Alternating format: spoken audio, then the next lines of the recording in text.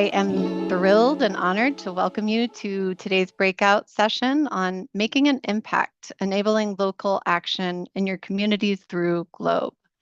We have 5 wonderful presentations today. I'll go through each one of them and tell you a little bit more about the agenda for the breakout session and how the flow of the session will work. So the first presentation we have is from Ngossé Bousso from GLOBE Senegal, who will share some of the creative and innovative ways that they're using GLOBE data to impact communities in Senegal. And then Allan de Lara and Joan Bilasano Callope from GLOBE Philippines will share how they're enabling community action through collaboration in their country. Lydia Johnson and Aileen Bright from GLOBE Ireland will share some of the work that they're doing to connect students to grants to help implement nature-based solutions based on the GLOBE activities and research that they're doing in their schools. Lorraine de Ruiz-Alma, Henry Clarke, Sergio Mainardi, and Diego Monzón from GLOBE Dominican Republic will present on how they're environmentally educating their nation through GLOBE.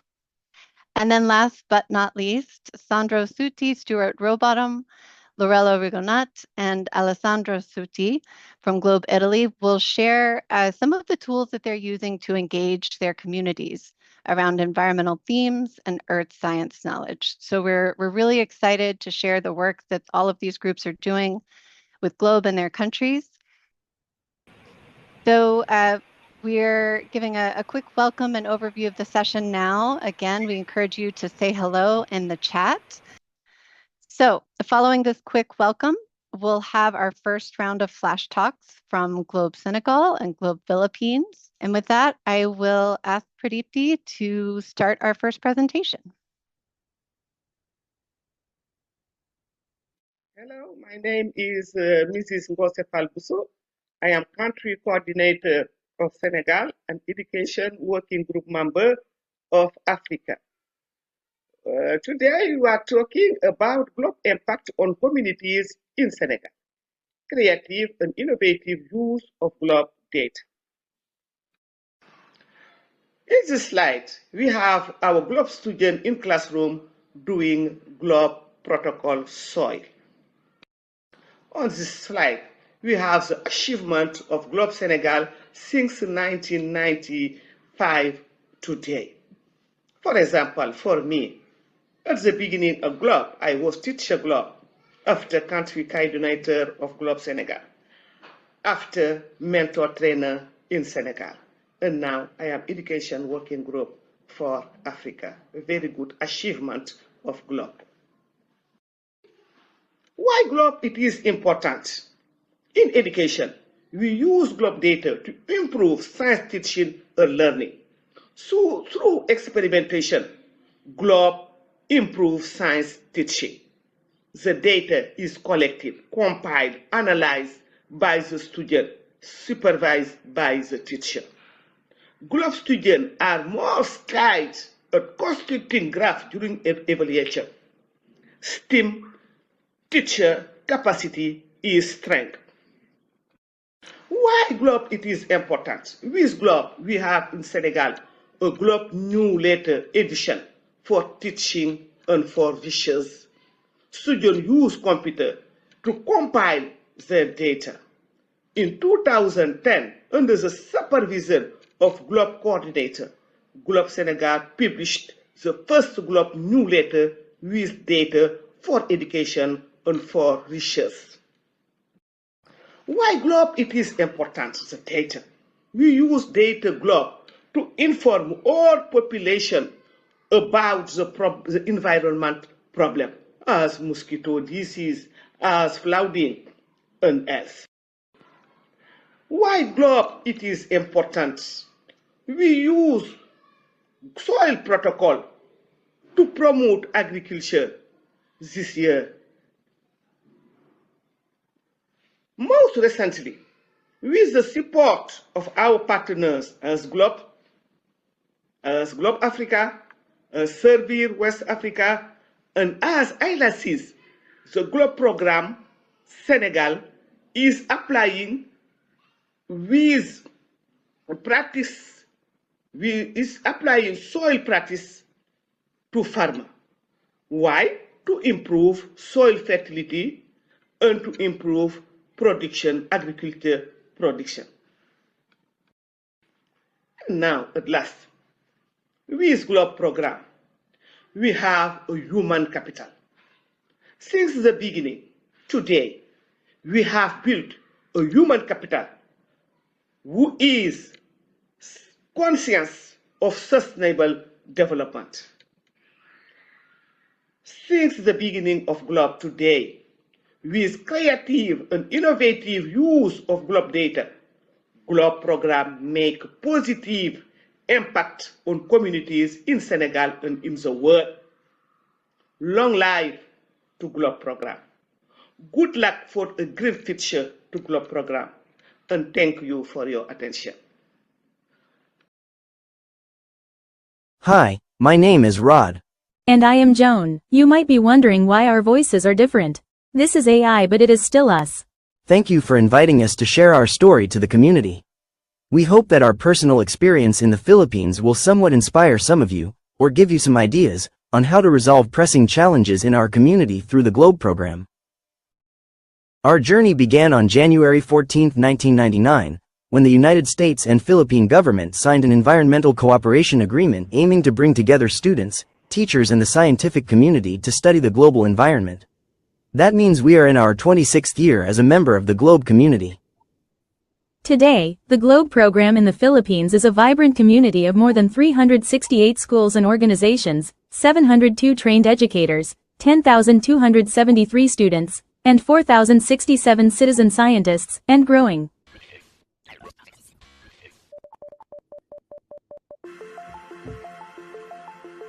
The outreach experience has been fantastic. It is one of the most rewarding aspects of being here in the Philippines is to be able to reach out to these young children and inspire them. I was moved by the reception that we received.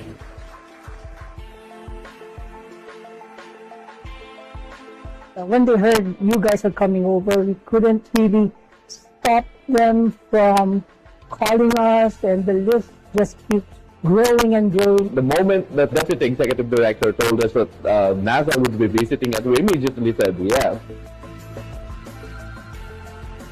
NASA is a big thing in the Philippines. You guys are like rock star when you come over here. I mean, you could see from how they can't stop taking pictures of you guys and can't stop asking questions. You know, just looking at the faces a while ago during the event, they are very, very excited.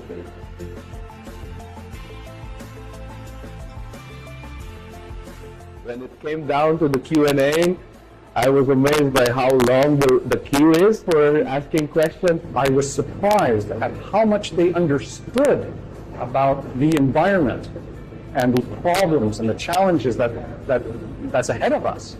And they wanted to help, and they were asking, how can I help? I loved it.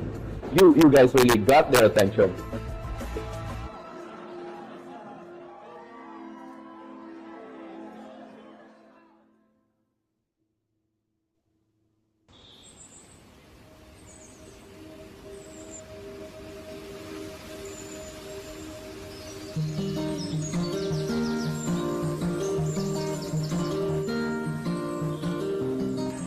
Program Philippines, in cooperation with the LGU Philly Municipal Youth Officials at PYO and Melro, is having their tree planting activity right now that aims to plant 1 million trees by 2025.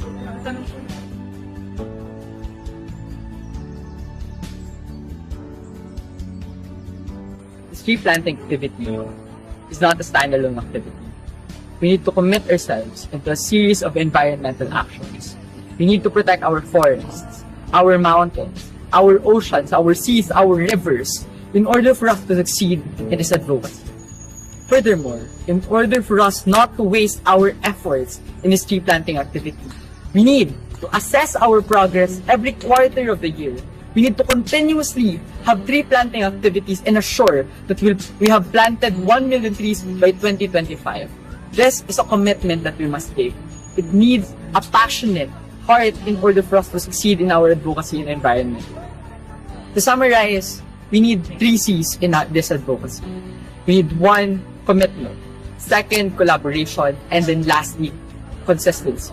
Commitment needs a passionate heart. It needs an individual in order for us to keep going. 2nd, we need collaboration. It does not only need an individual to save the environment. We need the whole community. We need everyone to work hand in hand in this advocacy. And then lastly, we need consistency.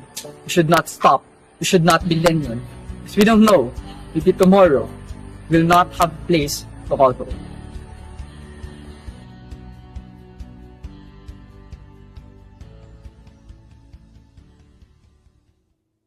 And that is our story.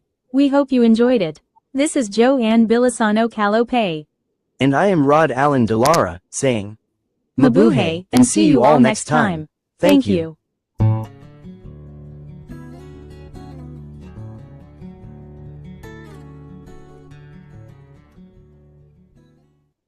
Thank you so much to our presenters from Globe Senegal and Globe Philippines. We'll pause here. We do have a few questions so far in the Padlet, and thank you for those who are adding questions. We have a couple of questions for Globe Senegal. The first question is, first they offer congratulations on the work that you've done in your country over the last 30 years. They had a question about the soil testing at local farms. Are students testing soil from local farms, or are farmers using Globe to test their own soils? Thank you, Annie, and thank you, everyone. In this year, we have protocol soil with students. Our students go to farmer, make the pit, and do soil fertility and soil pH. After, they go to school, to laboratory, and analyze soil. And after, they give the result to the farmer. And now the farmer take a specialist of agriculture to improve the soil. It is our method. Thank you. What a wonderful collaboration between students and farmers. We had another question for you. This participant is wondering, are there regions of your country where students and communities are especially interested in the mosquito protocols? Yes, in mosquito protocols, all communities, students, parents, administration, medicine are involved in Globe Mosquito. And if you see the database of data Globe mosquitoes, Senegal is the first in Africa. And I think that Globe Senegal has the second position around the world. It means that all communities are involved in Globe mosquito. And now we have a very good result in our country. Wonderful, thank you. We also have a question for Globe Philippines. This participant is wondering, who was your partner to make the 1 million trees available, and how did you develop that partnership? For the 1 million trees by 2025, we had more than 10 local partners, first being the local government unit of the province of Pili Camarines Sur, National Youth Organization, the Armed Forces of the Philippines, the Department of Environment and Natural Resources, the Department of Agriculture. There's a lot of them. We won't be able to achieve what we committed to do if we were a smaller group. So I think that is the magic of the Globe program. It can bring together different organizations, civic societies, towards a common code. And in this case, it's tree planting, which we easily tied up with our tree protocol and the soil protocol. Thank you. What a wonderful example of an impactful partnership. Pradipti, if you'll go ahead and play the second round of presentations.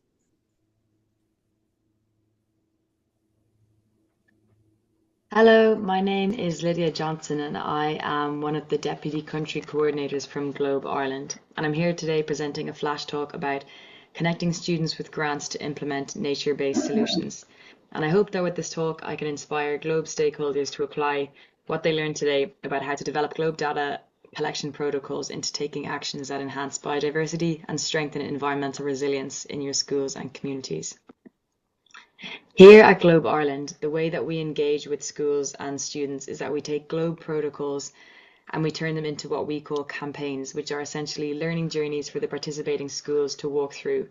And you can see on the right there are 2024-25 campaigns, such as Air Quality, which uses the Air Quality Protocol, Spongy Schools, which uses the Rain Depth Protocol and investigates rainfall resilience in schools. We have Cool Schools, which uses the Surface Temperature and Land Cover Protocol, etc. And each of these campaigns includes a designated data collection period where all schools collect data at the same time for a matter of weeks, as well as activities, workshops and presentations that we make as add-on extras, which all provide context and background information about the data that's being collected. And each campaign is totally adaptable depending on the time that a teacher has to give to it. The only essential element being actually collecting the data. So it's very much a kind of design your own adventure, take what you wish, leave what you wish situation. So if schools have the time to give to the campaign and wish to dive a little deeper into their data, we encourage them to design what we call an action project. So this involves taking the time to discuss and interpret the data that they've collected and then researching ways that their school could improve the quality of their environment, such as by improving air quality or increasing rainfall resilience, etc. And then from this research, we encourage students to design action plans, whereby they select solutions that they came across in their research and select the ones that are most suitable for their school grounds and investigate how much they would cost to implement, where they could go, what materials would be required, etc. And on this slide here are some examples of the ideas that students have come up with and the action projects that they have designed. And you can see there's a huge diversity from better drainage to planting native species in their school courtyard, to replacing their concrete path with hexagonal permeable pavement, to implementing rain garden planters, etc. And for the schools that have chosen to take part and design action plans, we then also organise what we call student sharing sessions. And these are with experts who are working locally in relevant fields relating to the data that's being collected. And these student sharing sessions are a really wonderful opportunity for students to present their ideas and action plans to these experts, who then respond with guidance and feedback on how to adjust or improve their plans and designs to ensure that they're most effective and meeting the goals that they're intended to meet. And these sessions are always a really enjoyable experience where experts love connecting with the students and seeing their creativity and enthusiasm, and students have the opportunity to practice their presentation skills and get feedback on their wonderful ideas. And the past 3 years, we at Globe Ireland have been lucky enough to receive funding from both the local authorities water programme, LawPro, and the Department of the Environment, Climate and Communications, which allows us to give grants to the students with the best action plans to actually implement these plans and bring them to life. And as you can imagine, this is a hugely empowering opportunity for students to gain experience communicating their findings and making changes to promote environmental health and resilience in their schools and communities. And this whole process enables students to engage with community groups, experts and others, as well as learning valuable skills about planning, communication, managing a budget and lots more. And on the right here is an example of St. Vincent's in Dundalk, who received a grant in 2023 for their action plan. And they've done really amazing and inspiring work where they converted a deserted and disused space in their school grounds into a thriving area which contains native plants, a planted green roof, an insect hotel and more, to make a space where both humans and wildlife can thrive, which is lovely to see. So that is all from me today. Thank you very much. That's the end of this flash talk, and I hope that this talk has inspired you to start drawing connections between the data that you collect and observations that you make in your daily life. And I hope that this also demonstrates how data collection can be expanded upon and can be developed into solutions-focused activities. Thank you.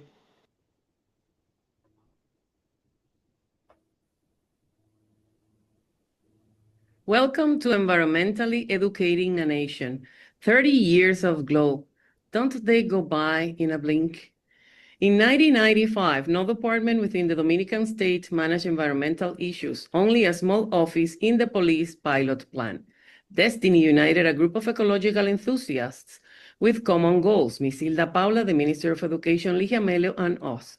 We spoke about the same international program, GLOBE, so we committed to open it in DR, and after years of work, it happened in 1997.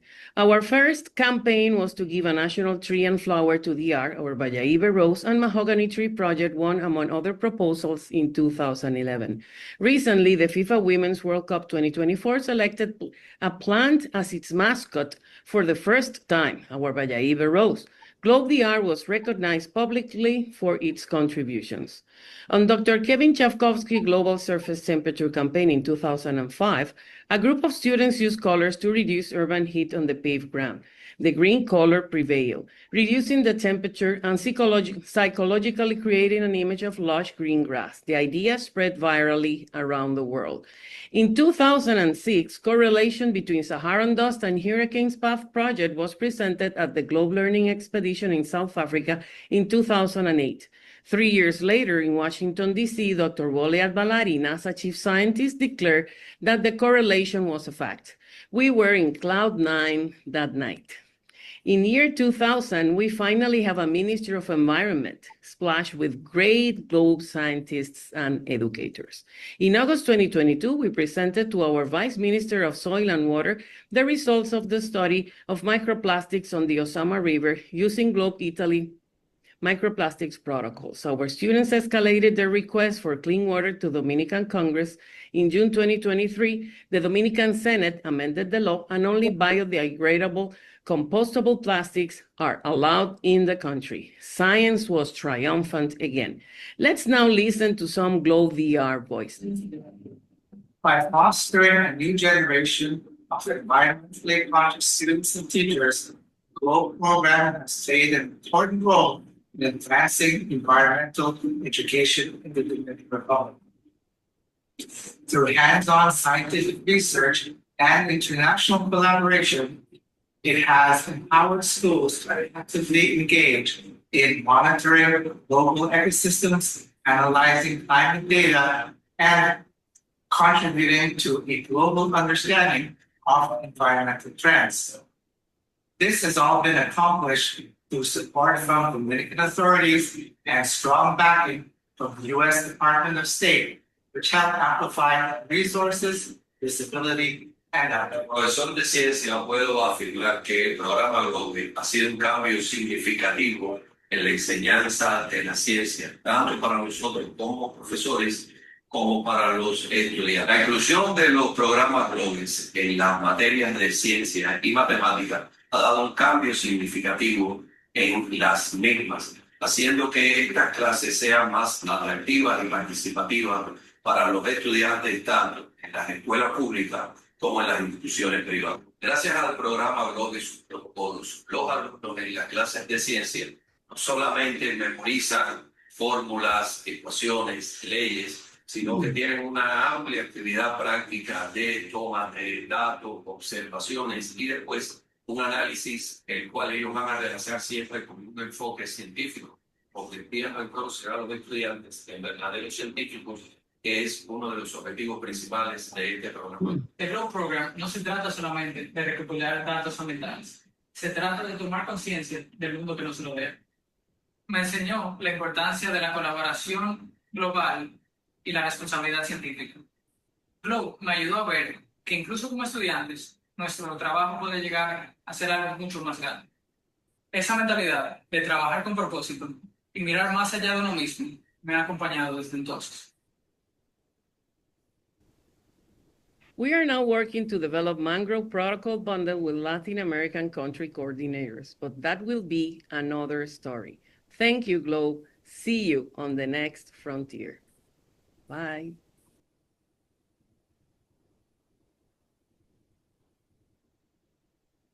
Hi, everybody. I'm Sandro Sutti, Globe Italy Country Coordinator. Hello, everybody. I'm Lorella Rigonat, Globe Italy Country Coordinator. And we are Alessandra Sutti. And Stuart Robottom. And we're from Deakin University in Australia.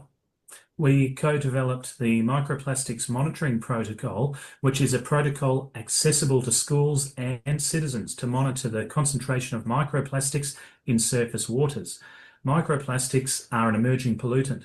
Their spread across Earth's spheres is increasingly concerning the medical and the scientific worlds. Microplastics are particles and fibers of dimensions between 5 millimeters and 1 micrometer. Among these, we include plastic fragments and textile fibers, including natural fibers chemically treated for use. The protocol has 5 key steps: collection of a sample, vacuum filtration, preparation of blanks, observation with a microscope, and data recording and sharing.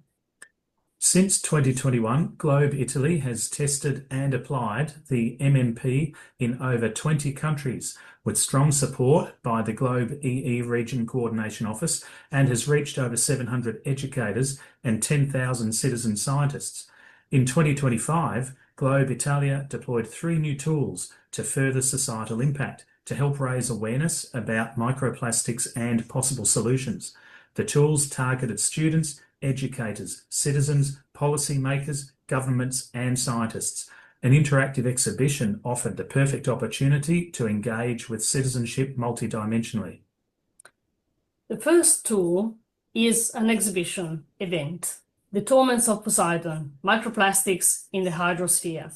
With the support of the Friuli Venezia Giulia region, the municipality of Palmanova, and many others, the exhibition covered art, science, environment, and health, with a focus on interactivity.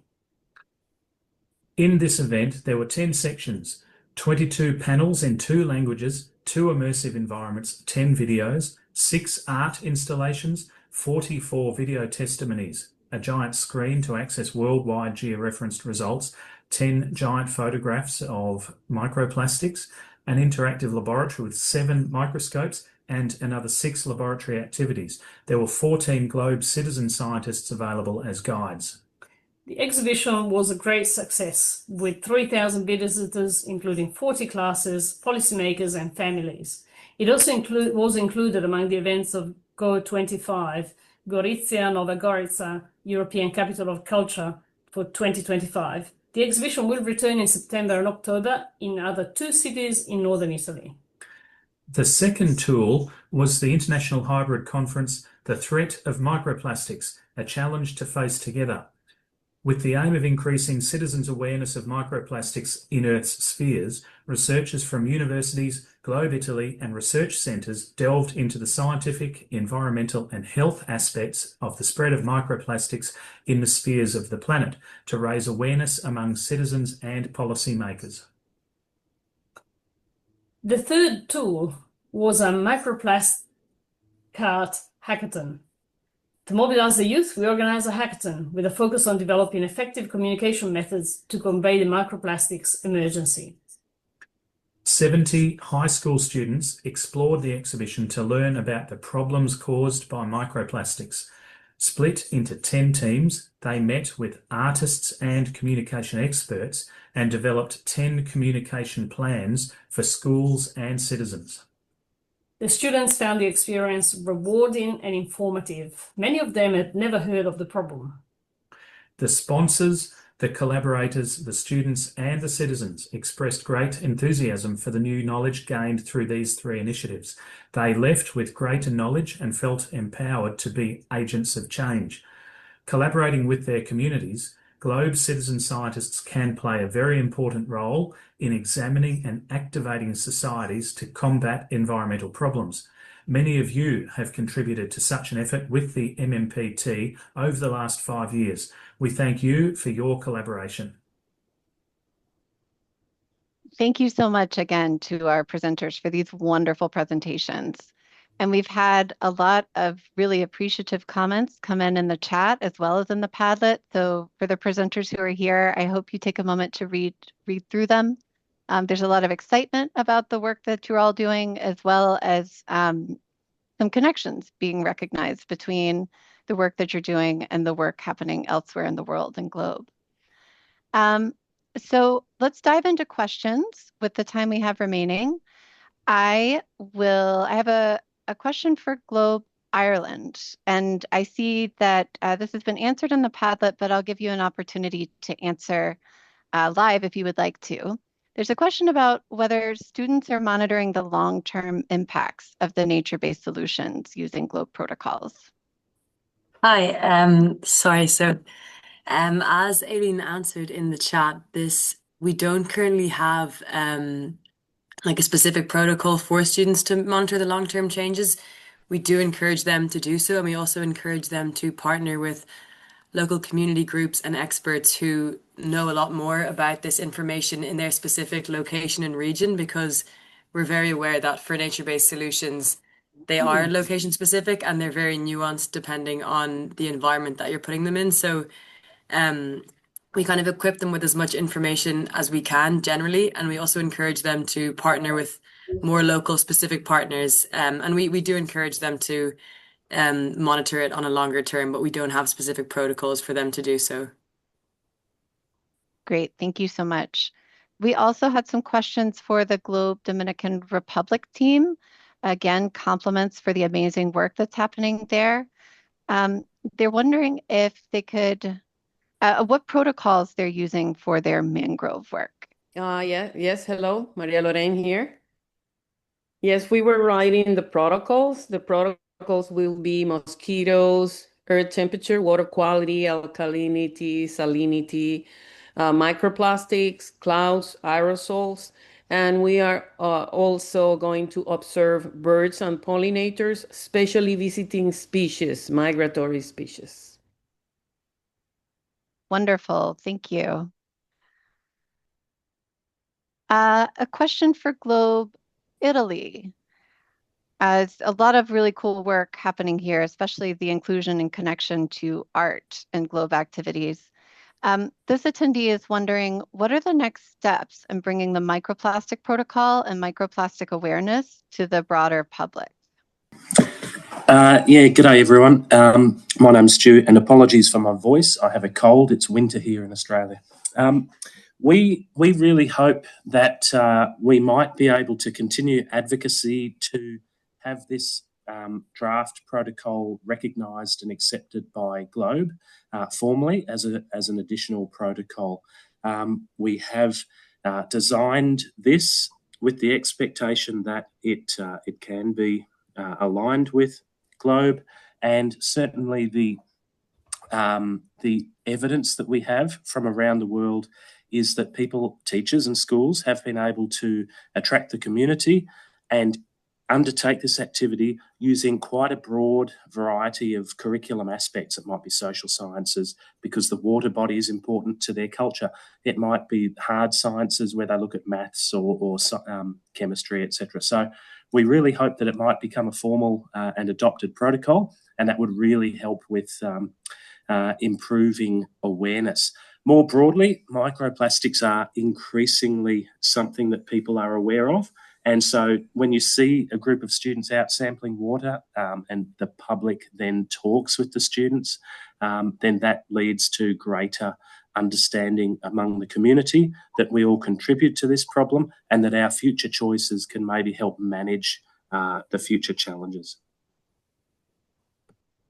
Excellent, thank you so much. And there was also a question for the Globe Italy team about whether any of the exhibition was available online. And it sounds like they'll be sharing some links in the chat in case you want to view some of the videos that were part of that event. Thanks, Amy. Yes, and we want to renew the invite to all those who can travel, able to travel, to keep an eye on the Globe Italy website, but also you'll probably receive online communication. And I want to give a shout out to Dominican Republic and all the other partners, Globe Ireland and everyone else who's here today, because the work that Globe Italy has been leading has actually been led by other country coordinators and their teams, and their fantastic work has been what we've been able to showcase. So please come by to Italy if you can. We'll let you know when and where. Otherwise, we'll post some videos. Stay tuned. Thank you. Thank you so much. And one other specific question related to the microplastics protocol. Is there a device that can be provided to students for an affordable price to detect microplastics? That is an excellent question. Unfortunately, the scientific advances in developing devices that can detect microplastics, as we can read pH or detect certain other parameters, is very much behind. Microplastics are an emerging pollutant, and what we still need to do is to collect the water, make sure that we filter the water in controlled conditions and develop control samples, the way we call them. And we can only do this with not particularly cheap equipment, including microscopes. However, we encourage you to reach out to us and we'll have a conversation and see how we can support you to find a solution that works for you.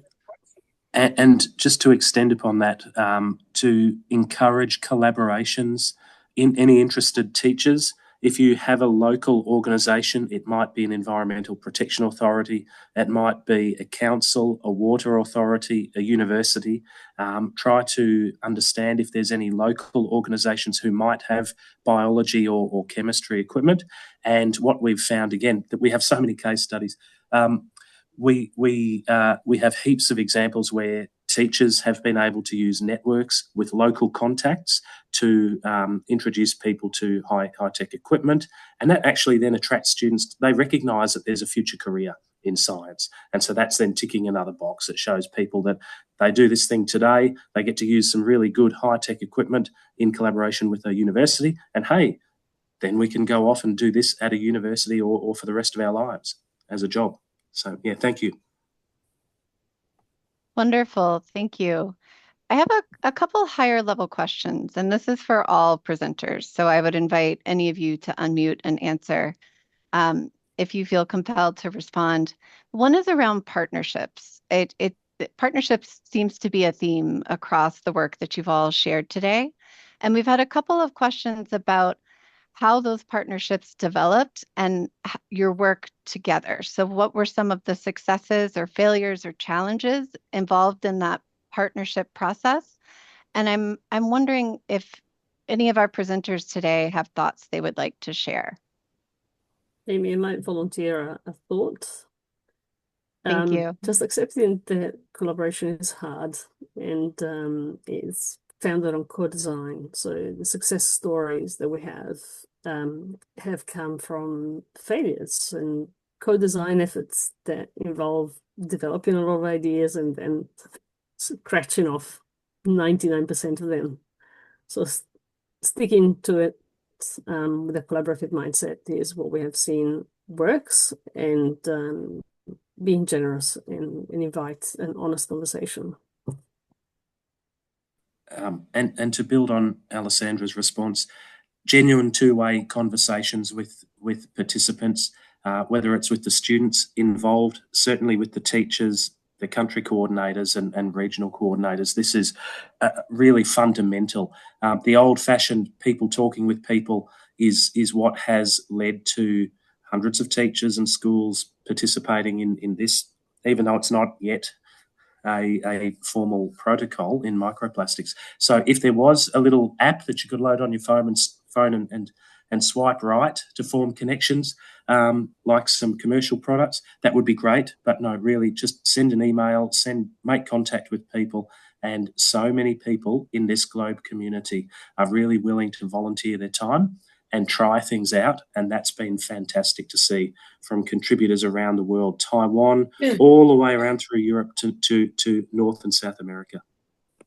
I was just going to add one small thing, which was just to agree that I think we found in Globe Ireland that we're often reaching out and asking people to join us for a webinar or, help us with something or meet with the students or give them feedback. And it's really lovely for us to see, obviously people are busy and can't always say yes, but in general, people are really delighted to be asked and they're really delighted to get involved, especially when it's working with young people. Not everybody gets that kind of enthusiasm and inquisitiveness in their daily life. And we're really pleasantly surprised to see how much enthusiasm there is from the people that we ask. They're usually delighted to say yes if they can. Yes, it is also important to identify local issues because many people will be interested in participating, especially young minds. So that will be a great way of not only gathering people that will work with you, so also to give promotion to that idea or that investigation with the local media.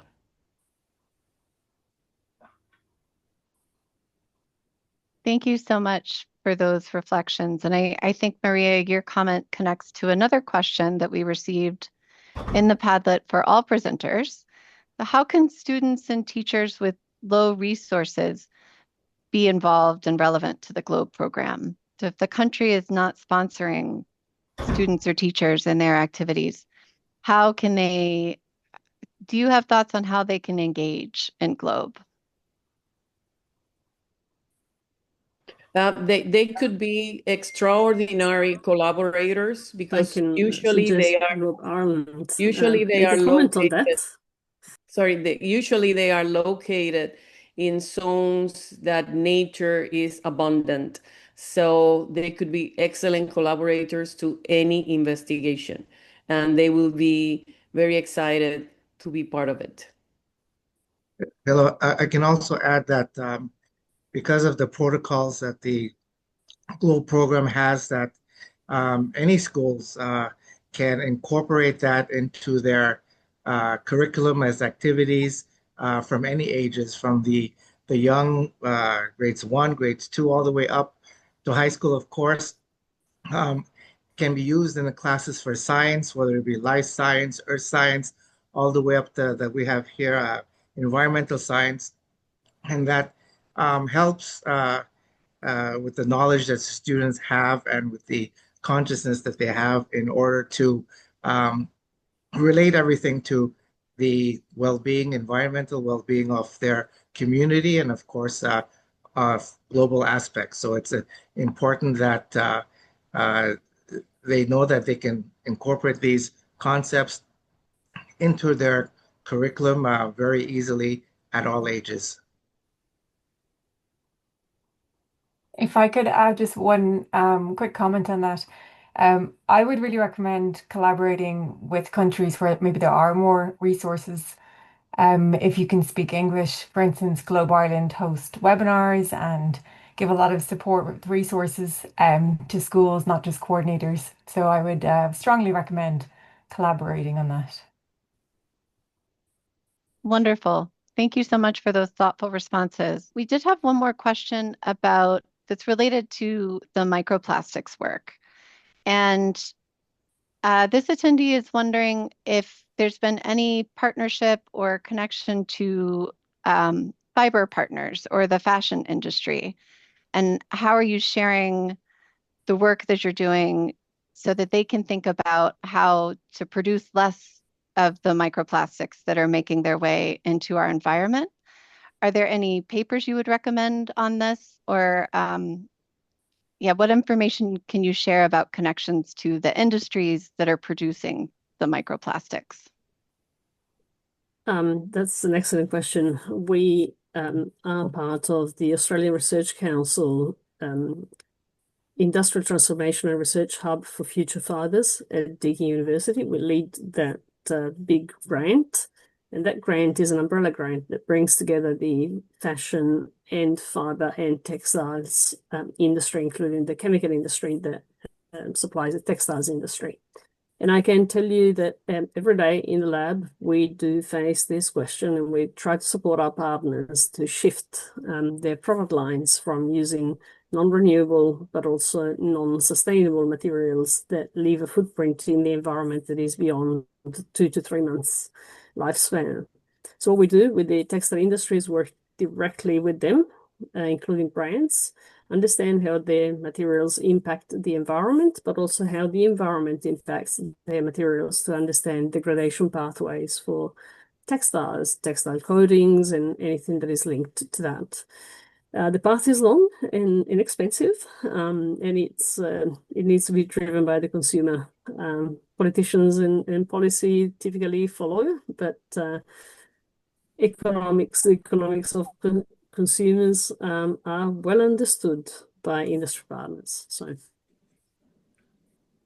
please reach out to us if you want to have another conversation about this. Thank you. Yes, there's a lot of interest in the microplastics protocol and work threaded throughout the Padlet and the chat. So I hope that you will follow up with the teams doing work in these areas. Thank you again for the information you shared today. I just wanted to extend a huge thank you to our presenters for the information that they shared and the work that they're doing. And I also want to thank attendees for your thoughtful questions. This has been a wonderful discussion, and we'll look forward to seeing you back in the main meeting.